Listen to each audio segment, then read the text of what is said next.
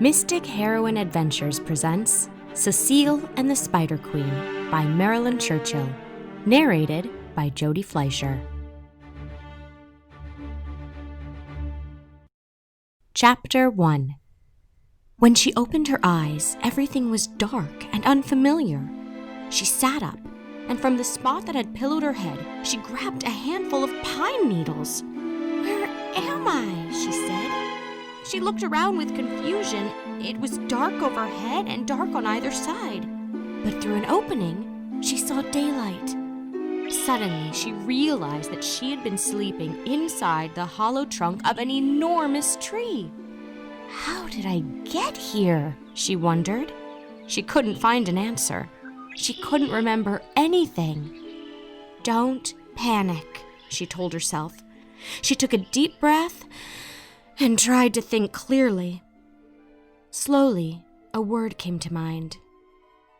"Cecile," she said out loud. She knew once she heard it that it was her name. "Cecile," she repeated, hoping it would trigger other memories, but it didn't. She crawled out of the tree on her hands and knees and brushed herself off. Then she noticed the blue velvet dress she was wearing. "That's strange," she thought. "This dress is much too fine to wear camping."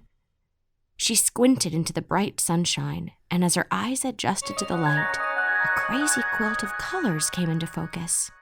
A meadow stretched out before her, brimming with flowers of every color and hue. Enormous black-eyed daisies, orange poppies, and starry purple flowers were bobbing and swaying on a sea of green grass. Bees buzzed amongst the blossoms, busily gathering pollen. She bent over and looked closely at a bee, trying to decide whether she had ever before seen a rainbow-striped bee. "What a beautiful place," she thought. "But how did I get here?"